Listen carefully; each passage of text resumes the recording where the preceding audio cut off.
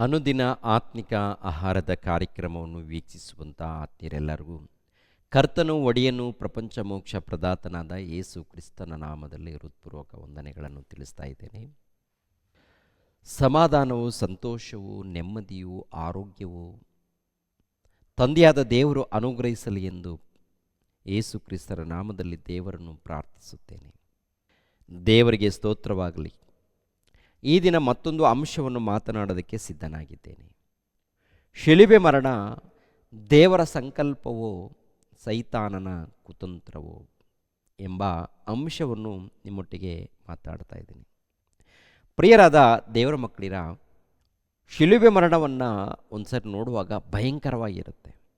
ಭಯಂಕರವಾಗಿ 1ನೇ ಶತಮಾನದಲ್ಲಿ ಯೇಸು ಕ್ರಿಸ್ತನು ಅನುಭವಿಸಿರುವಂಥ ಆ ಶಿಲುಬೆ ಮರಣವನ್ನು ನೋಡುವಾಗ ಭಯಂಕರವಾಗಿರುತ್ತೆ.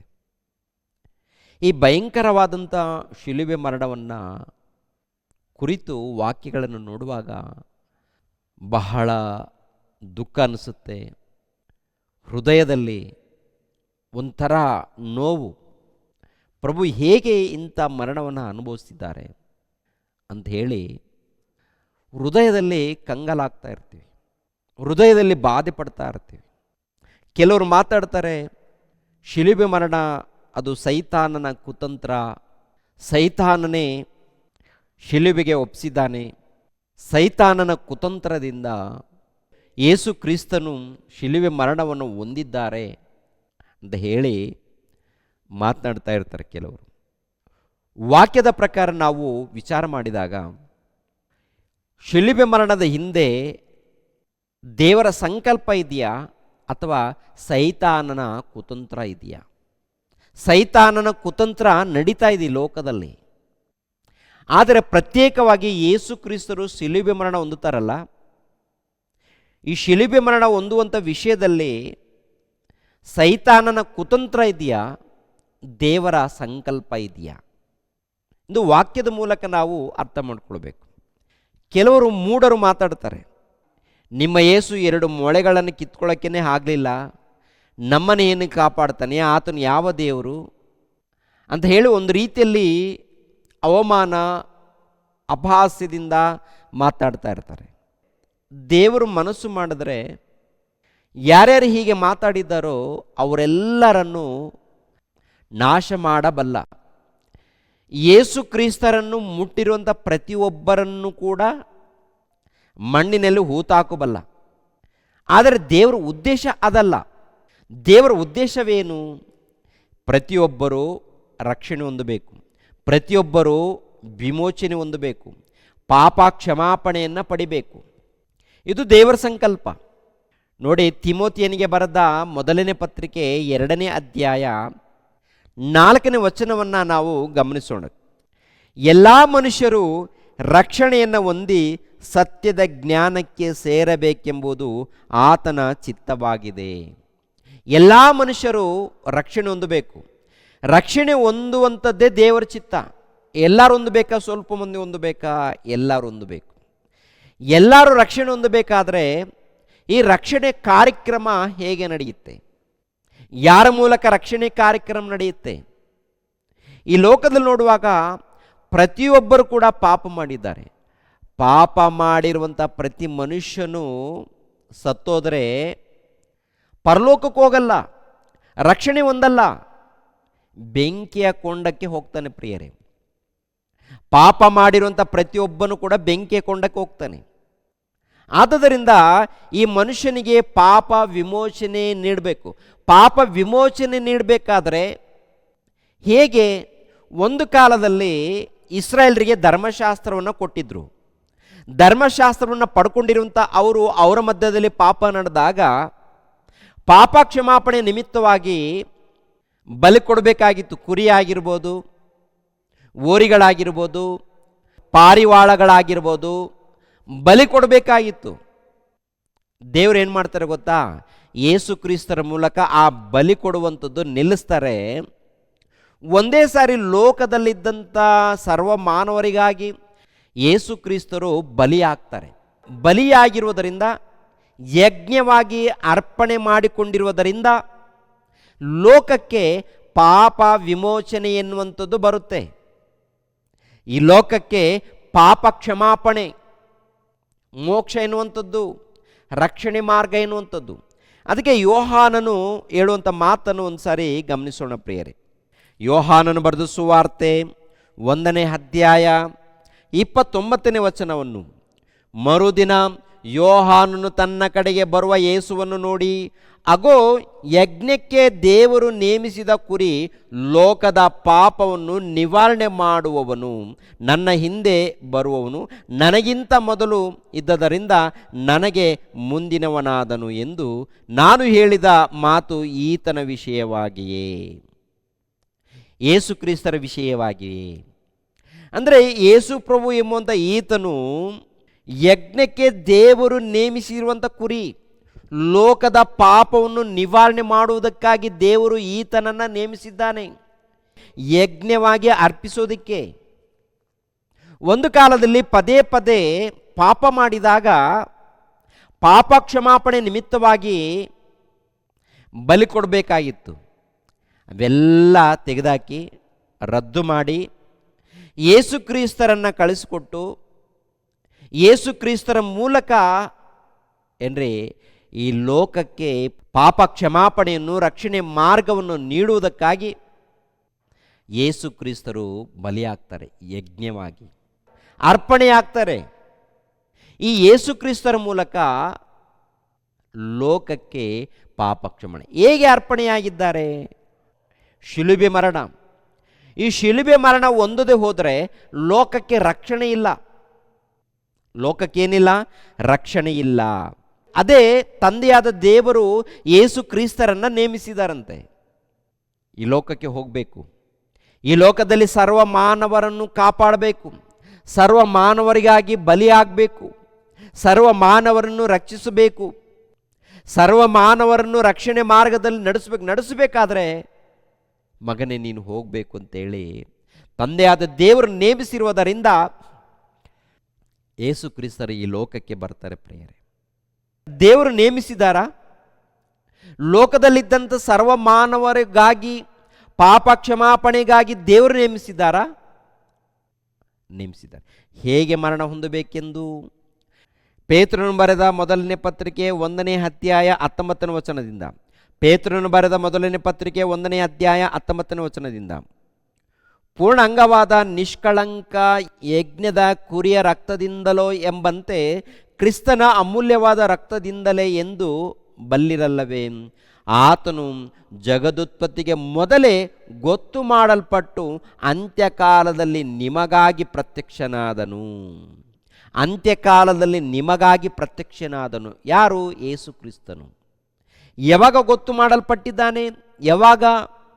ಆತನು ಜಗದುತ್ಪತ್ತಿಗೆ ಮೊದಲೇ ಗೊತ್ತು ಮಾಡಲ್ಪಟ್ಟು, ಅಂದರೆ ನೇಮಿಸಲ್ಪಟ್ಟು, ಜಗತ್ತುಂಟಾಗುವುದಕ್ಕಿಂತ ಮುಂಚಿತವಾಗಿ ಯೇಸು ಕ್ರಿಸ್ತರು ನೇಮಿಸಲ್ಪಟ್ಟಿದ್ದಾರೆ.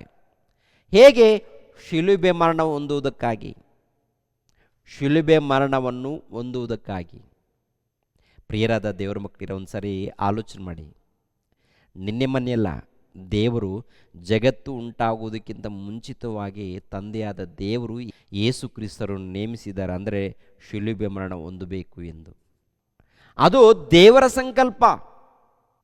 ಶಿಲುಬೆ ಮರಣ ಹೊಂದದೆ ಹೋದರೆ ಲೋಕಕ್ಕೆ ರಕ್ಷಣೆ ಇಲ್ಲ. ಶಿಲುಬೆ ಮರಣ ಹೊಂದದೆ ಹೋದರೆ ದೇವರ ಚಿತ್ತ ನೆರವೇರಲ್ಲ. ದೇವರ ಚಿತ್ತ ನೆರವೇರಬೇಕು ಅಂದಾಗ ಯೇಸು ಪ್ರಭು ಶಿಲುಬೆ ಮರಣ ಹೊಂದಬೇಕು. ಶಿಲುಬೆ ಮರಣ ಹೊಂದುವಂತಹ ಸಮಯದಲ್ಲಿ ಯೇಸು ಪ್ರಭು ದೇವರನ್ನು ಪ್ರಾರ್ಥನೆ ಮಾಡ್ತಾರೆ. ನೋಡಿ, ಮತ್ತಾಯನ ಬರೆದ ಸುವಾರ್ತೆ 26ನೇ ಅಧ್ಯಾಯ 39ನೇ ವಚನ. ಸ್ವಲ್ಪ ಮುಂದೆ ಹೋಗಿ ಬೋರಲ ಬಿದ್ದು, ನನ್ನ ತಂದೆಯೇ, ಸಾಧ್ಯವಾಗಿದ್ದರೆ ಈ ಪಾತ್ರೆಯು ನನ್ನನ್ನು ಬಿಟ್ಟು ಹೋಗಲಿ, ಹೇಗೂ ನನ್ನ ಚಿತ್ತದಂತಾಗದೆ ನಿನ್ನ ಚಿತ್ತದಂತೆಯೇ ಆಗಲಿ ಎಂದು ದೇವರನ್ನು ಪ್ರಾರ್ಥಿಸಿದನು. ಆಮೇಲೆ 42ನೇ ವಚನ. ತಿರುಗಿ 2ನೆಯ ಸಾರಿ ಹೋಗಿ, ನನ್ನ ತಂದೆಯೇ, ನಾನು ಕುಡಿದ ಹೊರತು ಈ ಪಾತ್ರೆ ಬಿಟ್ಟು ಹೋಗಕೂಡದಾಗಿದ್ದರೆ ನಿನ್ನ ಚಿತ್ತವೇ ಆಗಲಿ ಎಂದು ಪ್ರಾರ್ಥನೆ ಮಾಡಿದನು. ನೋಡಿದ್ರ? ಅಂದರೆ ಶಿಲುಬೆ ಮರಣ ಹೊಂದುವಂತಹ ಸಮಯದಲ್ಲಿ, ದೇವರ ಚಿತ್ತವನ್ನು ನೆರವೇರಿಸುವಂತಹ ಸಮಯದಲ್ಲಿ ಪ್ರಭು ಪ್ರಾರ್ಥನೆ ಮಾಡುವಂಥದ್ದು ನಡೆಯುತ್ತೆ. ತಂದೆ, ನಿನ್ನ ಚಿತ್ತವಾದರೆ ಈ ಒಂದು ಪಾತ್ರೆಯು ಬಿಟ್ಟು ತೊಲಗಿ ಹೋಗಲಿ ಅಂತಾರೆ. ತಕ್ಷಣ ನಿನ್ನ ಚಿತ್ತದಂತೆ ನೆರವೇರಲಿ ಅಂತೇಳಿ ಕೇಳ್ಕೊಳ್ತಾನೆ ಪ್ರಿಯರೇ. ಅಂದರೆ ಶಿಲುಬೆ ಮರಣ ಹೊಂದುವಂಥದ್ದು ಇದೆಯಲ್ಲ, ಘೋರವಾದಂಥ ಮರಣ, ಅದು ದೇವರ ಸಂಕಲ್ಪ. ಸೈತಾನನ ಮೂಲಕ ಆದದ್ದಲ್ಲ, ಅದು ಸೈತಾನನ ಮೂಲಕ ಆದದ್ದಲ್ಲ. ಯಾಕೆಂದರೆ ಸೈತಾನನು ದೇವರ ಮಕ್ಕಳನ್ನು ಸ್ವಾಧೀನಪಡಿಸಿಕೊಂಡಿರುವುದರಿಂದ, ದೇವರ ಮಕ್ಕಳನ್ನು ತನ್ನ ಹತೋಟಿಯಲ್ಲಿ ತೆಗೆದುಕೊಂಡಿರುವುದರಿಂದ ಪ್ರಭು ಬಲಿಯಾಗ್ತಾರೆ, ಶಿಲುಬೆ ಮರಣ ಹೊಂದುತ್ತಾರೆ. ಈ ಶಿಲುಬೆ ಮರಣ ಹೊಂದುವಂಥ ಈ ಕಾರ್ಯಕ್ರಮ ಇದೆ ನೋಡಿ, ಇದು ದೇವರು ನೇಮಿಸಿರುವಂಥದ್ದು ರಕ್ಷಣೆಗೋಸ್ಕರ. ಲೋಕದಲ್ಲಿದ್ದಂಥ ಪ್ರತಿ ಮನುಷ್ಯರಿಗೆ ರಕ್ಷಣೆ. ಇವತ್ತು ನೀವು ನಾವು ಶಿಲುಬೆ ಮರಣವನ್ನು ಕುರಿತು ನಾವು ಮಾತನಾಡ್ಕೊಳ್ತಾ ಇದ್ದೀವಿ ಅಂದರೆ ಅರ್ಥ ಏನು? ಯೇಸು ಕ್ರಿಸ್ತರು ಆ ಒಂದು ಘೋರವಾದಂಥ ಶ್ರಮೆಯನ್ನು ಅನುಭವಿಸಿರುವುದರಿಂದ, ಘೋರವಾದಂಥದ್ದು. ಯಾಕೆ? ಲೋಕದಲ್ಲಿದ್ದಂಥ ಸರ್ವ ಮಾನವರನ್ನು ರಕ್ಷಿಸಬೇಕು, ಕಾಪಾಡಬೇಕು, ನಿತ್ಯ ಜೀವವನ್ನು ಕಲ್ಪಿಸಿಕೊಡಬೇಕು, ಪಾಪ ಕ್ಷಮಾಪಣೆಯನ್ನು ನೀಡಬೇಕು. ಪಾಪ ಕ್ಷಮಾಪಣೆಯನ್ನು ಅರ್ಥ ಮಾಡಿಕೊಂಡು ಭಯ ಭಕ್ತಿಯಿಂದ ಯಾರು ನಡೀತಾರೋ ಅವರಿಗೆ ಪಾಪ ಕ್ಷಮಾಪಣೆ, ಅವರಿಗೆ ನಿತ್ಯ ಜೀವ. ಅಪಾರ್ಥ ಮಾಡಿಕೊಂಡವರಿಗೆ, ನಂಬದವರಿಗೆ ದಂಡನೆ. ಸರ್ವಲೋಕಕ್ಕೆ ಹೋಗಿ ಸುವಾರ್ತೆಯನ್ನು ಸಾರಿರಿ. ಏನು ಸುವಾರ್ತೆ? ಏನು ಸುವಾರ್ತೆ? ಯೇಸು ಕ್ರಿಸ್ತರ ಶಿಲುಬೆ ಮರಣ, ಸಮಾಧಿ ಮಾಡಲ್ಪಟ್ಟಿರುವಂಥದ್ದು, ಪುನರುತ್ಥಾನವಾಗಿರುವಂಥದ್ದು, ಹೌದಲ್ವ? ಅಂದರೆ ಶಿಲುಬೆ ಮರಣ ಯಾಕೆ? ನಿನ್ನ ನನ್ನ ಪಾಪದ ನಿಮಿತ್ತವಾಗಿ. ನೀನು ಮಾಡಿರುವಂಥ ಪಾಪ, ನಾನು ಮಾಡಿರುವಂಥ ಪಾಪ, ಸರ್ವಲೋಕದಲ್ಲಿ ಇದ್ದಂಥ ಮಾನವರು ಮಾಡಿರುವಂಥ ಪಾಪಗಳೇ ಕಾರಣ. ಹಳೆ ಒಡಂಬಡಿಕೆಯಲ್ಲಿ ಕೂಡ ಈ ಮಾತು ಬರೆಯಲ್ಪಟ್ಟಿದೆ ಪ್ರಿಯರೇ, ಅನೇಕ ಕಡೆ ಬರೆಯಲ್ಪಟ್ಟಿದೆ. ಇನ್ನು ಕೆಲವು ವಚನಗಳನ್ನು ನಾವು ನೋಡೋಣ ಪ್ರಿಯರೇ. ಯೆಶಾಯನ ಗ್ರಂಥ 53ನೇ ಅಧ್ಯಾಯ 6ನೇ ವಚನದಿಂದ, ನಾವೆಲ್ಲರೂ ಕುರಿಗಳಂತೆ ದಾರಿ ತಪ್ಪಿ ತೊಳಲುತ್ತಿದ್ದೆವು, ಪ್ರತಿಯೊಬ್ಬನು ತನ್ನ ತನ್ನ ದಾರಿ ಹಿಡಿಯುತ್ತಿದ್ದನು, ನಮ್ಮೆಲ್ಲರ ದೋಷ ಫಲವನ್ನು ಯೆಹೋವನು ಆತನ ಮೇಲೆ ಹಾಕಿದನು. ಯಾರ ಮೇಲೆ? ಯೇಸು ಕ್ರಿಸ್ತನ ಮೇಲೆ. ನಮ್ಮೆಲ್ಲರ ದೋಷ ಫಲವನ್ನು ಆತನ ಮೇಲೆ ಹಾಕಿದನು, ಆತನ ಮೇಲೆ ಹಾಕಿದನು. ಯಾರು ಹಾಕಿದ್ದಾರೆ? ದೇವರು. ಗಮನಿಸಬೇಕು ಪ್ರಿಯರೇ, ನಮ್ಮೆಲ್ಲರ ದೋಷ ಫಲವನ್ನು ಯೆಹೋವನು ಆತನ ಮೇಲೆ ಹಾಕಿದನು. ಆತನು ಬಾಧೆಗೆ ಒಳಗಾಗಿ ತನ್ನನ್ನು ತಗ್ಗಿಸಿಕೊಂಡನು, ಬಾಯಿ ತೆರೆಯಲಿಲ್ಲ. ವಧೆಸ್ಥಾನಕ್ಕೆ ಒಯ್ಯಲ್ಪಡುವ ಕುರಿಯಂತೆಯೂ ಉಣ್ಣೆ ಕತ್ತರಿಸುವವರ ಮುಂದೆ ಮೌನವಾಗಿರುವ ಕುರಿಯ ಹಾಗೂ ಇದ್ದನು, ಬಾಯಿ ತೆರೆಯಲೇ ಇಲ್ಲ. ಹಿಂಸೆಯ ನ್ಯಾಯದಿಂದ ಕೊಲ್ಲಲ್ಪಟ್ಟು, ಆಹಾ, ಈತನು ಜೀವಲೋಕದಿಂದ ಕೇಳಲ್ಪಟ್ಟಿದ್ದಾನೆ. ನಮ್ಮ ಜನಗಳ ದ್ರೋಹಗಳ ದೆಸೆಯಿಂದ ಈ ಪೆಟ್ಟು ಆತನ ಮೇಲೆ ಬಿತ್ತಲ್ಲ ಎಂದು ಆತನ ಕಾಲದವರಲ್ಲಿ ಯಾರು ಮನಮುಟ್ಟಿ ಮರುಗಿದರು. ಆತನು ಯಾವ ಅನ್ಯಾಯವನ್ನು ಮಾಡದಿದ್ದರೂ, ಆತನ ಬಾಯಲ್ಲಿ ಯಾವ ವಂಚನೆಯೂ ಇಲ್ಲದಿದ್ದರೂ, ಆತನು ಸತ್ತಾಗ ದುಷ್ಟರ ಮಧ್ಯೆ ಪುಷ್ಟರ ನಡುವೆ ಆತನನ್ನು ಹೂಣಿಟ್ಟರು. ಆತನನ್ನು ಜಜ್ಜುವುದು ಯೆಹೋವನ ಸಂಕಲ್ಪವಾಗಿತ್ತು, ಯೆಹೋವನ ಸಂಕಲ್ಪವಾಗಿತ್ತು. ಆತನನ್ನು ವ್ಯಾಧಿಯಿಂದ ಬಾಧಿಸಿ ಹೀಗೆಂದುಕೊಂಡನು, ಈತನು ತನ್ನ ಆತ್ಮನು ಪ್ರಾಯಶ್ಚಿತ್ತ ಯಜ್ಞಕ್ಕಾಗಿ ಒಪ್ಪಿಸಿದ ಮೇಲೆ ತನ್ನ ಸಂತಾನವನ್ನು ನೋಡುವನು, ಚಿರಂಜೀವಿಯಾಗುವನು. ಅಂದರೆ ಯೆಹೋವನ ಸಂಕಲ್ಪ, ದೇವರ ಸಂಕಲ್ಪ, ದೇವರ ಸಂಕಲ್ಪ. ಯೇಸು ಕ್ರಿಸ್ತರ ಒಂದು ಮರಣ, ಯೇಸು ಕ್ರಿಸ್ತರ ಜನನ, ಯೇಸು ಕ್ರಿಸ್ತರ ಜೀವಿತ ಈ ಲೋಕದಲ್ಲಿ ನಡೆದಿರುವಂಥದ್ದು ದೇವರ ಅನಾದಿ ಸಂಕಲ್ಪ. ಅನಾದಿ ಸಂಕಲ್ಪ. ದೇವರ ಅನಾದಿ ಸಂಕಲ್ಪವನ್ನು ತಿಳಿದುಕೊಂಡು ನೀವು ನಾವು ಅರ್ಥ ಮಾಡಿಕೊಂಡು ಈ ಲೋಕದಲ್ಲಿ ಭಕ್ತಿಯಿಂದ ಬದುಕಬೇಕು ಪ್ರಿಯರೇ. ನಮ್ಮೆಲ್ಲರಿಗಾಗಿ ಪ್ರಾಣತ್ಯಾಗ ಮಾಡಿದಾರಲ್ಲ, ನಮ್ಮೆಲ್ಲರಿಗೆ ನಿತ್ಯ ಜೀವನ ಕೊಡಬೇಕು ಅಂತೇಳಿ ಯಜ್ಞವಾಗಿ ಅರ್ಪಣೆಯಾಗಿದ್ದಾರಲ್ವ. ಕಾರಣ ಏನು? ನಿನಗೂ ನನಗೂ ಪರಲೋಕ ಕೊಡಬೇಕು, ನಿನಗೂ ನನಗೂ ನಿತ್ಯ ಜೀವ ಕೊಡಬೇಕು. ಪರಲೋಕಕ್ಕೆ ಸೇರಿಸಬೇಕು. ಪರಲೋಕಕ್ಕೆ ಸೇರಿಸಬೇಕಾದರೆ ಈ ಲೋಕದಲ್ಲಿ ಪಾಪದಿಂದ ಸತ್ತರೆ ಪರಲೋಕ ಸಿಗಲ್ಲ. ಪಾಪದಲ್ಲಿ ಪಾಪದ ವ್ಯಾಮೋಹದಿಂದ ಸತ್ತರೆ ಪರಲೋಕ ಸಿಗಲ್ಲ. ಪಾಪ ಅಂದರೆ ಅರ್ಥ ಏನು? ದೇವರನ್ನ ಬಿಡುವಂಥದ್ದು ಪಾಪ, ದೇವರ ಮಾರ್ಗವನ್ನು ಬಿಟ್ಟು ಮಾಡುವಂಥದ್ದು ಪಾಪ, ಅನೇಕ ಸುಳ್ಳು ಹೇಳುವಂಥದ್ದು ಪಾಪ, ನರಹತ್ಯೆ ಮಾಡುವಂಥದ್ದು ಪಾಪ, ವ್ಯಭಿಚಾರ ಮಾಡುವಂಥದ್ದು ಪಾಪ. ಹೌದಲ್ವ? ಒಂದೇ ಮಾತಲ್ಲಿ ಹೇಳಬೇಕಾದ್ರೆ ದೇವರ ಆಜ್ಞೆಗಳನ್ನು ಮೀರುವಂಥದ್ದೇ ಪಾಪ. ಯಾರು ಮಾಡಿಲ್ಲ? ಪ್ರತಿ ಮನುಷ್ಯನು ಪಾಪ ಮಾಡಿಕೊಂಡೇ ಬಂದಿದ್ದಾನೆ. ಸತ್ತರೆ ಎಲ್ಲಿಗೆ ಹೋಗ್ತಾನೆ? ಬೆಂಕಿಯ ಕೊಂಡಕ್ಕೆ ಹೋಗ್ತಾನೆ. ಮತ್ತೇನಾಗಿದೆ? ಮತ್ತೇನಾಗಬೇಕು? ರಕ್ಷಣೆ ಮಾರ್ಗ ಬೇಕು. ಯಾರ ಮೂಲಕ ಸಿಗುತ್ತೆ ರಕ್ಷಣೆ ಮಾರ್ಗ? ಪರಿಶುದ್ಧನ ಮೂಲಕ ಸಿಗುತ್ತೆ. ಆ ಪರಿಶುದ್ಧನು ಯಾರು? ಯೇಸು ಕ್ರಿಸ್ತನು. ಯೇಸು ಕ್ರಿಸ್ತನೇ ಪರಿಶುದ್ಧನು, ಯೇಸು ಕ್ರಿಸ್ತನೇ ಮೋಕ್ಷ ಪ್ರದಾತನು, ಯೇಸು ಕ್ರಿಸ್ತನ ಮೂಲಕ ರಕ್ಷಣೆ. ದೈವಕುಮಾರನಾದ ಯೇಸು ಕ್ರಿಸ್ತನ ಮೂಲಕ, ದೇವರಾದ ಯೇಸು ಕ್ರಿಸ್ತನ ಮೂಲಕ, ಆತನ ಮೂಲಕ ನಿನಗೆ ರಕ್ಷಣೆ ಇದೆ, ವಿಮೋಚನೆ ಇದೆ. ನಿನಗೆ ವಿಮೋಚನೆ ಇದೆ. ಆ ವಿಮೋಚನೆ, ಆ ರಕ್ಷಣೆ ಮಾರ್ಗವನ್ನು, ಆ ರಕ್ಷಣೆ ಭಾಗ್ಯವನ್ನು ತಂದೆಯಾದ ದೇವರು ಏನ್ರಿ ಈ ಲೋಕಕ್ಕೆ ನೀಡುವುದಕ್ಕಾಗಿ, ಈ ಲೋಕದಲ್ಲಿದ್ದಂಥ ಸರ್ವ ಮಾನವರಿಗೆ ಕೊಡುವುದಕ್ಕಾಗಿ ಯೇಸು ಕ್ರಿಸ್ತರನ್ನು ನೇಮಿಸಿದ್ದಾರೆ, ಶಿಲುಬೆ ಮರಣ ಹೊಂದುವುದಕ್ಕಾಗಿ. ದೇವರ ವಾಕ್ಯವನ್ನು ಅರ್ಥ ಮಾಡಿಕೊಂಡು ಭಯ ಭಕ್ತಿಯಿಂದ ಜೀವಿಸಿದಾಗ ಪ್ರಿಯರೇ, ಸತ್ತರೆ ನಿತ್ಯ ಜೀವನ ಪಡ್ಕೊಳ್ತೀವಿ. ಇಲ್ಲದೆ ಹೋದರೆ ಬೆಂಕಿಯ ಕೊಂಡಕ್ಕೆ ಹೋಗಬೇಕಾಗತ್ತೆ. ಆದ್ದರಿಂದ ಜಾಗ್ರತೆ, ನಿಮ್ಮ ಭಕ್ತಿ ಜಾಗ್ರತೆ, ನಿಮ್ಮ ನಂಬಿಕೆ ಜಾಗ್ರತೆ, ನಿಮ್ಮ ಸೇವೆ ಜಾಗ್ರತೆ. ದೇವರು ನಿಮ್ಮನ್ನು ನನ್ನನ್ನು ಆಶೀರ್ವದಿಸಲಿ. ಸರ್ವವನ್ನು, ಸರ್ವಲೋಕವನ್ನು ಉಂಟು ಮಾಡಿರುವಂಥ ಸರ್ವಶಕ್ತನಾದ ಸರ್ವೇಶ್ವರನಾದ ನಮ್ಮ ತಂದೆಯೇ, ನಿಮಗೆ ಸ್ತೋತ್ರಗಳು ತಂದೆ.